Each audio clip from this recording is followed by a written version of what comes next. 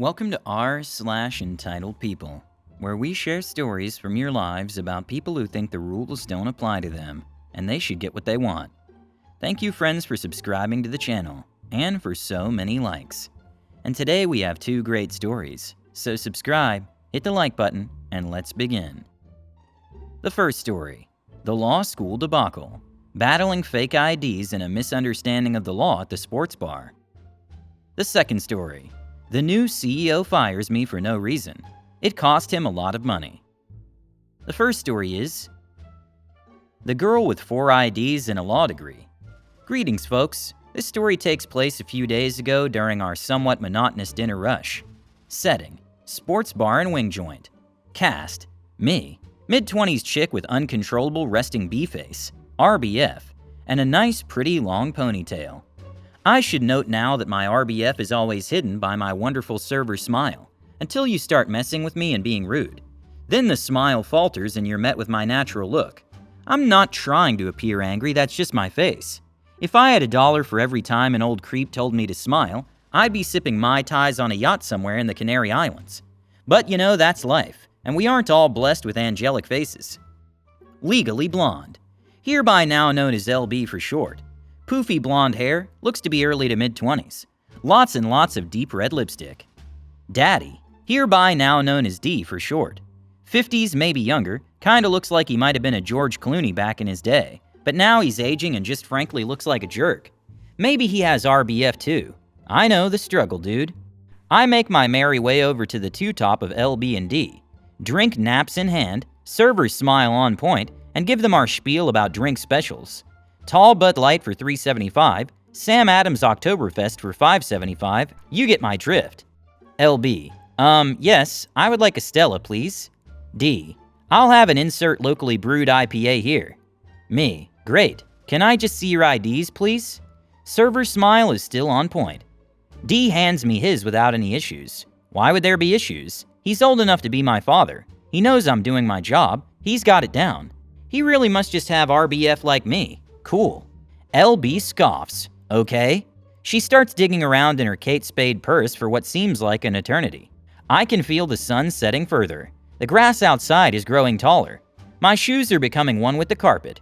We're all going to just grow old and die here in this very spot. LB. Here. I look down and notice first and foremost it's a state ID from Maryland. We're not in Maryland. This is my cue to be looking for signs of a fake ID, because a lot of our fakes come from Maryland. I don't know why, but they do. Then I notice the picture on the ID is definitely not LB. Not only does the ID portray a girl with jet black hair, unlike this girl's platinum blonde, but it also portrays an Asian woman. Visibly Asian, with an Asian name. Me, miss, I'm sorry, but this doesn't appear to be you. LB, what do you mean? Me, miss, this isn't your ID. LB snatches it from my hand, and I make eye contact with D. He doesn't even seem to be confused, angry, irritated, or anything. LB, here. She hands me another ID, this one from Pennsylvania. And this one also is not her. This girl in the photo is very tan, a much different face, darker hair, and the ID specifies her height as 4'11" and weight as 105 pounds. Totally not LB. Now I can tell my RBF is rearing its ugly head quite literally and I'm losing my patience. Me, miss, do you have an ID that has your picture on it? LB snatches the second ID from me, scoffs again, and starts muttering under her breath. She's digging into her wallet, at which point I notice not one but 2 additional out-of-state IDs, both of which look nothing like her. D starts getting impatient, and he asks her what the problem is. LB, I'm trying to give her my ID, but she's refusing them. Me, miss, I apologize, but I cannot serve you without a valid ID. Would you like a Pepsi product, iced tea, or maybe a lemonade? LB, no, I want my Stella. This is ridiculous. D, just give her the D beer. Me, I'm sorry, I can't. I would lose my job. LB, here. At this point, LB shoves a GD Social Security card into my hands. Yeah, you read that right. A social effing security card. Now, if you're not from the US, our SS cards literally state a name and a 9-digit number, then a place for you to sign once you turn 18. That's it. Doesn't have a photo or a birthplace or anything else. I know my RBF is now long gone, and my actual I'm losing my effing patience face is plastered onto the front of my skull. Me, I can't accept that either. LB. Why? Me. It doesn't have your photo or birthday, nor do I have proof that this is actually your name. If you'd like me to get a manager for you, I'd be pleased to. LB. This is crazy. I went to law school. I know the law and you have to serve me. I'm thinking to myself, where is this law school, Narnia? Me. No miss, I do not have to serve you. In fact, unless you have a valid photo ID, such as a driver's license or a passport, that has your picture and birthday on it, it is actually illegal for me to serve you. As I said, I would be happy to get a manager for you. I don't wait around any longer to get an answer from her and make my way to the back. I haven't even rang in D's beer, because I have a feeling they're going to be leaving. After about 30 seconds, I peek around the corner and see that they've left. Good effing riddance. All is well. Just kidding. A few hours later, one of my managers comes out and asks me to meet him in the office. Manager, we got a complaint about you. Something about you refusing out-of-state IDs? Me. Oh yeah, are you talking about the girl who had 4 IDs from 4 different women in her wallet? Manager. I don't know. Was she from Maryland? Me. Well, I can tell you that one of the IDs she had was from Maryland, but it was definitely not her in the picture. I go back to the office and read the email complaint. This B literally discussed how she's been to law school and how it's illegal to refuse out-of-state IDs, and even mentioned that she had her SS card with her and was still refused. The icing on the cake was her pointing out that I had the most evil look on my face when I refused to serve her. No, B, that's just my face. Look, lady, you were refused because all the IDs were not yours, and if we based our information from SS cards, I would be serving infants sangrias. Get the F out. Anyways, we had a nice laugh over it, and I hope this girl comes back in again, so I can show a manager her astonishing collection of IDs. Maybe I'll ask to see her framed law degree, for verification of age purposes. Edit 1. My usual way of detecting a false ID, if the person doesn't look like the photo, is to ask them for their zip code real quick. 9 times out of 10, the person either currently lives at the address on the ID, or did for a very long time. Young people was probably their home in high school when they got their driver's license.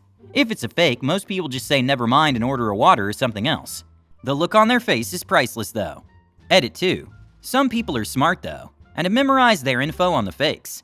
I can barely remember my family's addresses, so props to them for memorizing the one on their ID that isn't actually theirs. The second story is, they forgot to make up an excuse for laying me off illegally. I'm still flabbergasted at how incompetently I got laid off from my previous job, but I profited in almost every way, which makes it easy to laugh about it, now that I've gotten over it. This is going to be a long one since my professors ruined me in that regard with years of minimum-length papers at the university. Also, English is not my mother tongue. You have been warned. I have a disability that forced me to call in ill often, like 40 to 60 days a year often, although technically it was my employer who forced me to do that. Of course, they were not happy, and I had to endure frequent meetings with the higher-ups to justify the amount of illness days I took. My answer was always the same. My disability is unpredictable, but it does not prevent me from working. It only severely impedes my mobility on a bad day, so I can't come to the office. But since we have departments that do a lot of traveling and are equipped for remote work, it would be easy to enable me to work from home on those problematic days. Their answer was always the same as well. We can't allow you to work from home because your department is not supposed to do that, and we don't want to create a precedent. Please see to it that you take less illness days. Sure, because that's exactly how it works. I just snap my fingers and suddenly I'm less disabled. No matter what management wanted, we have strong labor laws, and as a person with an officially recognized severe disability, I enjoy special protection and cannot be let go unless I do something illegal, intentionally cause harm to the company and its employees, or refuse to work. At the same time, I successfully ran an important project and did good work that was praised by the same managers and earned me a good bonus every year. Eventually, everything died down as everyone got used to the situation until disaster struck. Our company was involved in a scandal that cost the taxpayers and the industry's emergency fund hundreds of millions, if not billions, and we caught part of the blame. As a result, the owners of the company called in a task force of auditors from one of the Big Four accounting firms, and following their report, they axed the CEO, a decent man, only to replace him with someone they hired from that accounting firm. The new CEO had a reputation for being ruthless cleaner and got to work immediately. Heads started to roll, and soon I was called into a meeting with HR, my department head, and the CTO.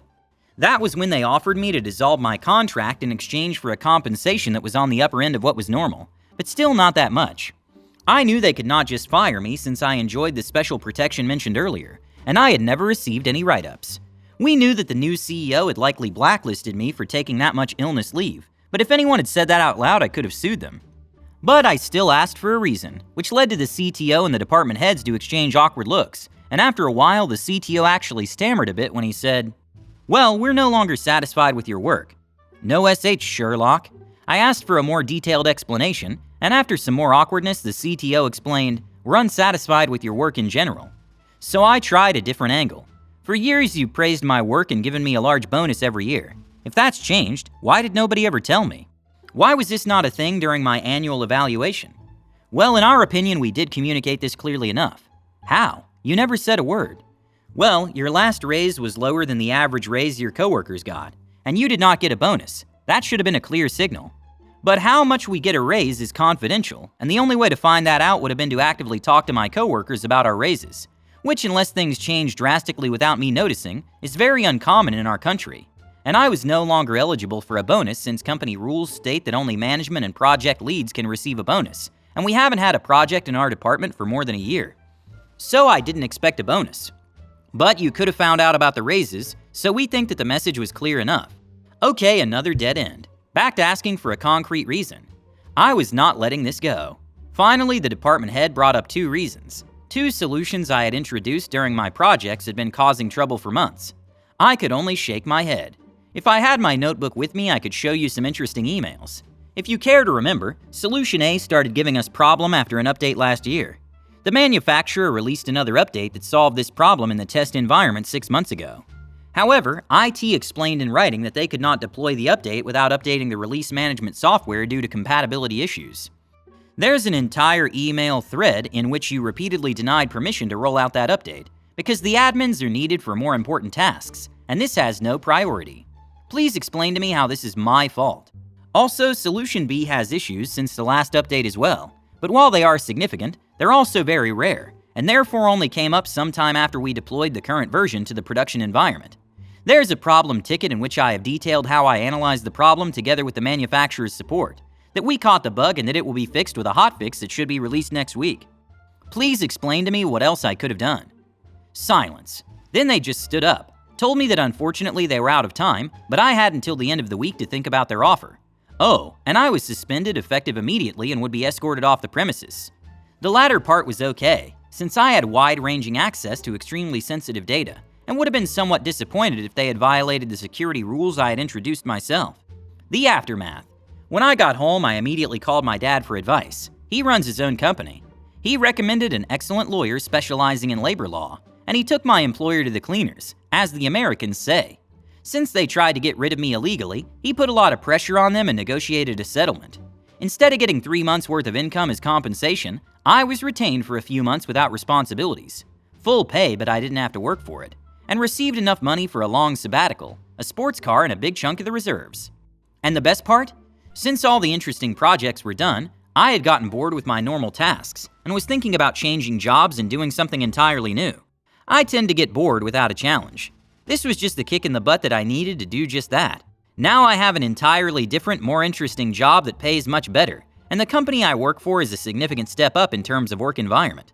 Also, I can now work from home whenever I want, so I rarely have to call in ill. There's not been a single day where it took me half an hour in the morning just to work up the motivation to get up and go to work. I think that my new job I can survive the final decade of wasting my precious time on work before my early retirement plan hopefully kicks in. Hit the like button and subscribe to the channel. See you in the next video.